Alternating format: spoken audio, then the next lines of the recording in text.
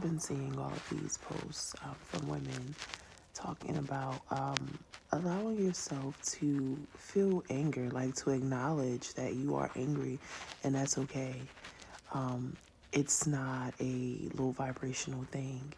It's your body saying like, hey, I don't like how that made me feel. I don't like what that person said to me, did to me. I don't like how this situation made me feel. And I need to express that.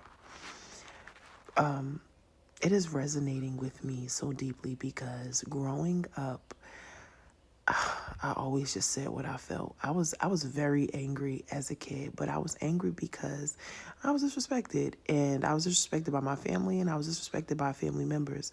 Wait, that's the same thing. I'm sorry. I'm not sorry. I'm not a sorry person. I apologize. Excuse me.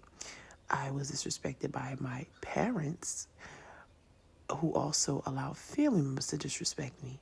So, when you grow up like that, it makes you very angry because you feel like you can never express yourself. I can't tell you how many times I went to speak up for myself and I got in trouble for it.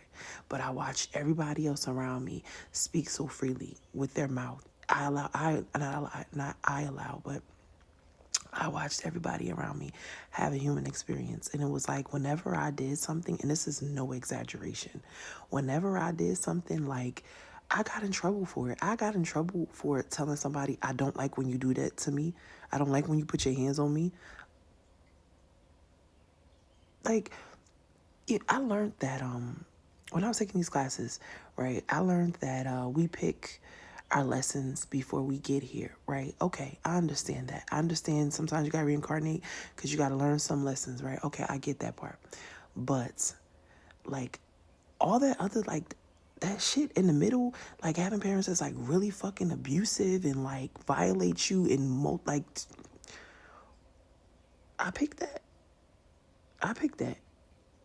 I I know we forget when we get here. That's the whole point. You gotta remember who you are. But I don't fucking think I picked that. I don't think I picked that. I think them niggas went off script. They went off script.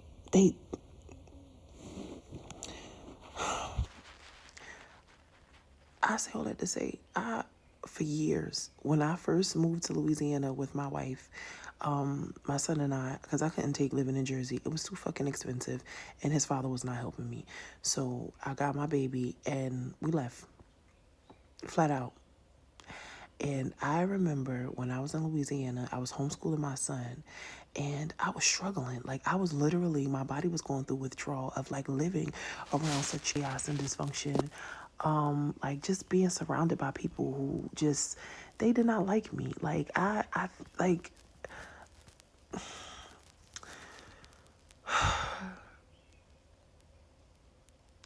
my feelings are always like confused when it comes to my family because it's like on one hand some of them would protect me from other family members, but then on the other hand they would do shit to me too.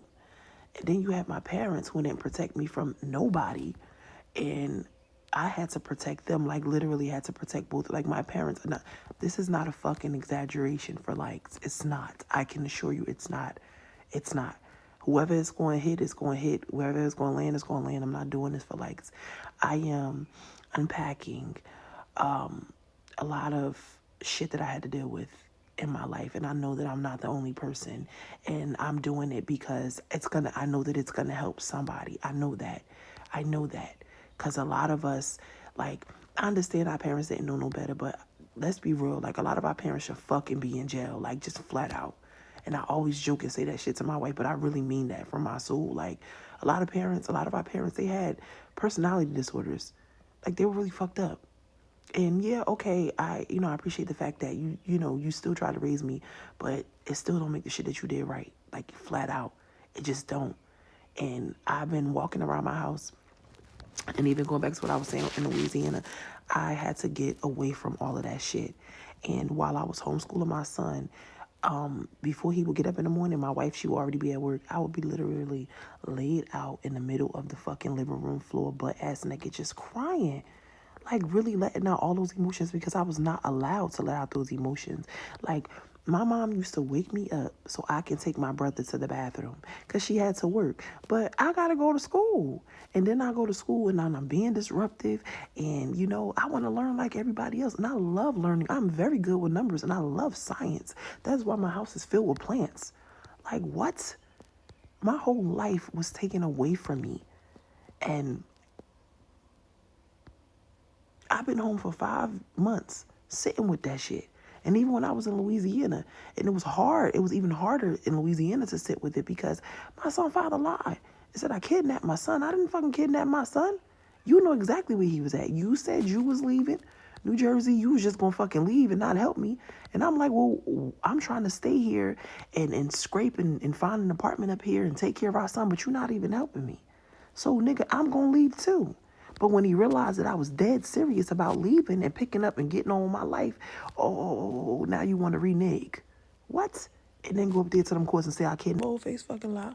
You a lie and agree your nickname shit. I got my son and I got the fuck on. And I was struggling to get out of all of that. I had to be perfect all my life. I had to be perfect all my life. I had to be perfect all my life for imperfect people, for people who were fucked up, and I got to see them be fucked up every day, but I had to be perfect. So I am letting all of this shit out because it is on my chest and it is pressing down on my heart, and I feel like I cannot fucking breathe. And then it's on my back because I had to carry my family. Again, this is not exaggerations. Again, I'm not doing this shit for fucking likes.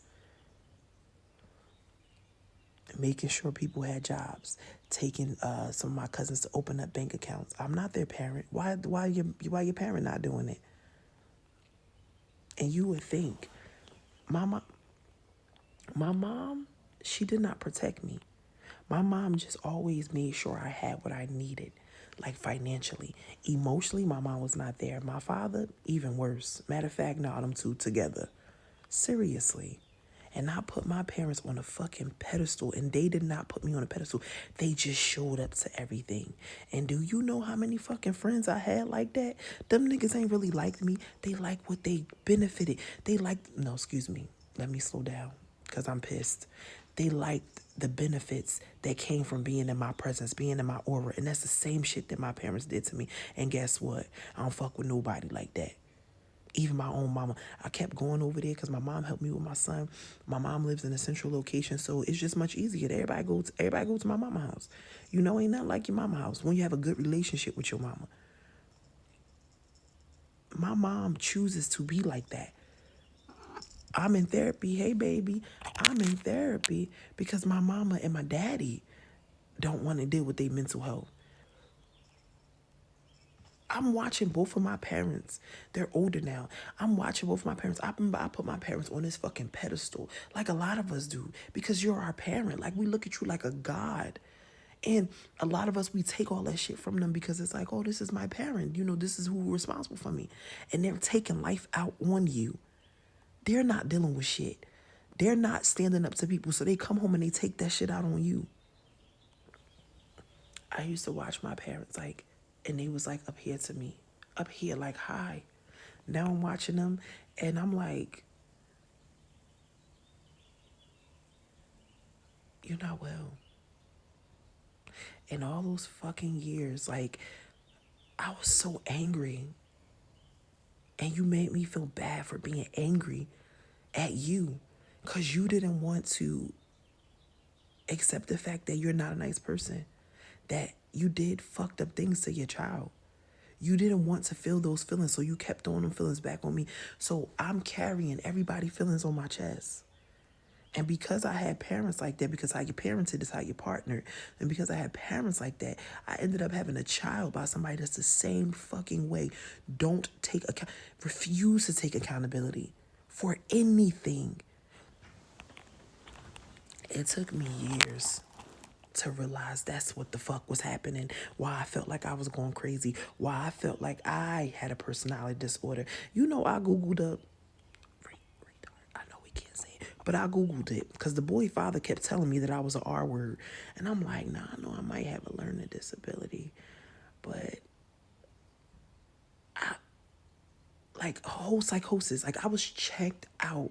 And especially after I had my son, like anybody, moms, y'all know what I'm talking about. That's a whole different, having a kid. I had a kid. I had my beautiful son. And I went through that transformation, that metamorphosis.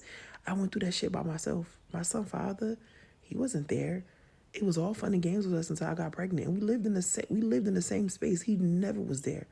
My mother was not really, my mother wasn't supportive. Even when I was like having them, like she came up to the hospital with my brother, but she wasn't acting like how you would think a mom would act with her child having a baby. She's just kind of like sat off to the side. She wasn't getting up. You need ice chips. You need anything. You know how many times my mom ended up in the hospital because she don't eat what she's supposed to eat, and I booked it up there, and I'm making sure anybody doing that. So my mother standing there like ready to go off on a nurse, doctor, security guard, crossing guard. I don't give a fuck. My parents did not reciprocate that love to me. And I was in so many friendships and relationships like that. And I am sitting with that and I'm big fucking mad. I am very angry. I don't like that. Cause don't do that. Don't use me. I've learned. I'm pissed. I understand that I had to learn some lessons, but I'm fucking pissed. Even when I told my dad I was having my son, that nigga hung up on me. Do you know how inappropriate that is? I'm not your wife. I'm your child. Creep. I've been sitting on this shit and like carrying it. And every morning for years, I would get up, I would pace the house, walk around the house, pacing the house, thinking about all the shit that they did to me. Like that shit, like weighing that, letting that shit weigh on my back. No, no, no, no, absolutely not. Abso-fucking-lutely not. I don't even know if this thing will let me because I've been doing all this cussing. I don't even care. You know what? I'm allowing myself to feel my feels, but I always remind myself because I don't like how it feels to sit in all that stuff, especially because I was a kid that had a lot of feelings, a lot of emotions, very vocal, and I always got yelled at. I always was like shamed for having emotions around a bunch of robots and sheep. So I'm learning, don't shame yourself. Allow yourself to feel those feels. I know you want to run from that energy of chaos. I know you want to run from it because nobody allowed you to feel your feels. You never felt safe, but you're safe. You need to feel those feelings, and it's okay. Because you got away from all them scary people and you're fine. That's what I have to nurse and tell my little girl every day. Because she's fucking angry. She's so angry because she was perfect for these people and they want shit.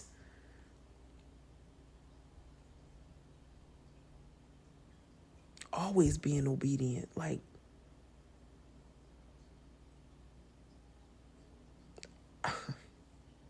the best thing that could have happened to me was going to visit my family, going to visit my in-laws. But they're my family.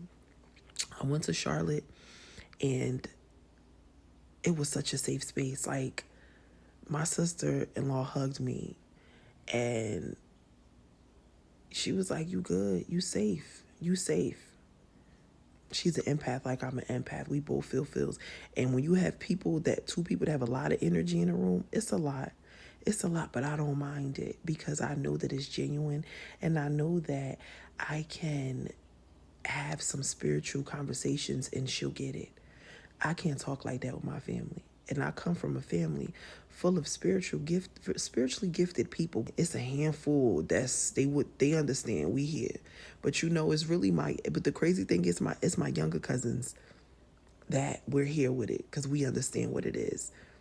I'm like in the middle. Like I'm an elder, but I can tap between both worlds with the elders and the younger ones, but I identify more with the younger ones because that generation, like they're more fearless, they're free, they're questioning shit, and that's how I was. So I identify with those cousins more.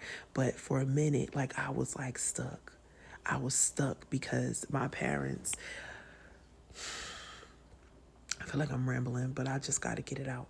Like my parents, like they had such a strong grip on me, and I felt myself assimilating back into the dysfunction. But them younger cousins, like they keep me sharp. So I identify more with the younger cousins because they know what the fuck it is. But going to Charlotte, like, and being hanging around my sister-in-law, my nieces, man, being around spiritually gifted people, and my sister-in-law reminds me of my biological sister that I lost a few years ago. My sister actually transitioned when I was in Louisiana.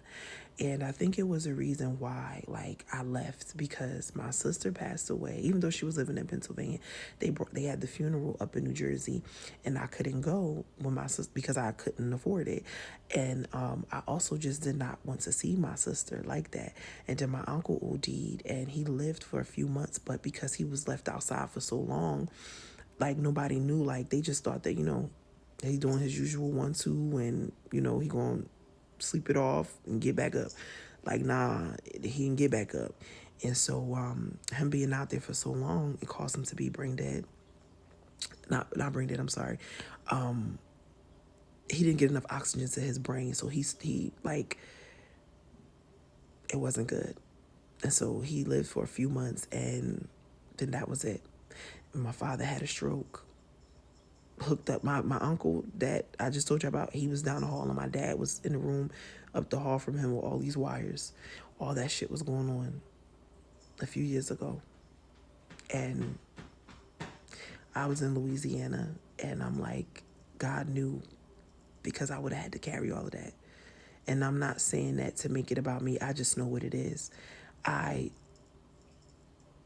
deal with my emotions differently from my family. Because spiritually, I understand what death is. Not to say I don't cry and everything, but I know it's not the end. And I've always known that. Even when I didn't know, I knew that. So it's different. But going back to my in-laws, I had an amazing time, and I felt safe. She told me I was safe. She, as in my sister-in-law, told me I was safe. And like, I was like, because I just told you how my family is. So I was a little like, I don't know. But it was safe. It was safe. And I didn't leave there feeling heavy. I felt good.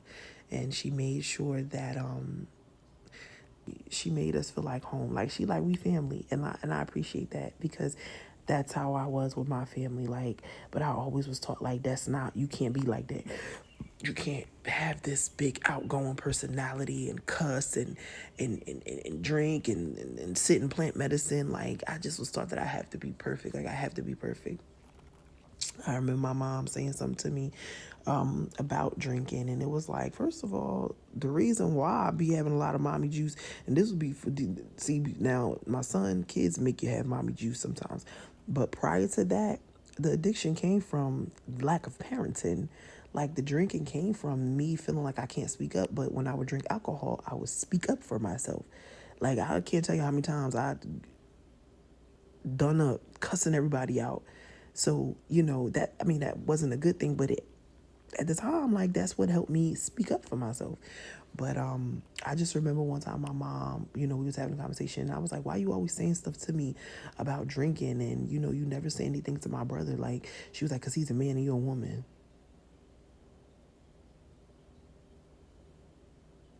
Now my brother has been sober for an entire year, and I'm so proud of my brother. I'm so proud of him. But do you know, because of the way that my mom used to divide us, and I did not realize that she was doing it until recently studying more about narcissistic parents, and thank you TikTok, because you learn a lot of shit on TikTok. But just really paying attention, like, why are you separating us from each other? Like, I'm proud of my brother, but it's a part of me that, like, and I don't even drink as much as I used to. Like, once I went on mental health leave from that job, I didn't feel the need to be an angry drunk, because I was holding in so much. Because that job, the same energy that, like, exists within that job, those people, those spirits, those energies, is all throughout my family. So it was like being re-traumatized every fucking day, being at that job. Like, being around people who, they know they see your value, but they gonna do everything they can to chip away at your spirit. That's exactly what my family did to me, and that's exactly how I was at that job. Then the leader see you, but they don't want you to see yourself, so they chip away at your spirit. My mother, the leader, was she supposed to be the leader? Capitalizing off of my leadership skills, but then still chipping away at my spirit. Same thing will work. You capitalizing off of my leadership skills, but then you still want to make me feel small. Like, bitch, don't forget who really run this. That's enough to make somebody drink. I've been home. I've been chilling. Now, if I do have something to drink, and sometimes I'll be like, no, fuck it, I'm gonna have 3 drinks. I allow myself to do that. And then when I wake up, sometimes I will feel shame. Like, I will wake up and I'll be like, oh, you dirty girl. Like, you, that's all I could come up with, y'all. But that came from having parents that were very judgmental, more specifically my mom. I remember, and I've already shared this again, but I'm always going to share it to prove a point. I was 21 years old. Went out to Applebee's to have a drink with my boyfriend at the time. And I called my mom because me and my mom were very close. So I called my mom and I'm like, hey, mom, I'm having a drink. Mind y'all, I'm not drunk. It was my first drink that I could legally buy. Give my ID and I'm just excited. It was an apple martini from Applebee's. And they used to take a little, y'all know, some of y'all know about it, the green apple, like, and it was like a little, like, you know how they do like the olives, and it was like the green apple, and it was like, you know, apple martini. That was the little garnish. I called my mother, Mom, I'm having a drink. I'm 21. Hey, it's lit. But I was not out of control, I promise you. And mind you, my mom, we grew up together. I was more like the parent, and she just went to work. So that's the dynamic, right? Now I call my mother, Ma, I'm having a drink. Get yourself together. You just like your father. Why would you say that? Because my brother called her, that's not how that conversation would have went. Not at all. Not at all. That's not how that conversation would have went. So when you grow up like that, you know, that shame. And I felt my mama's shame. In the womb, I felt her shame. I felt it.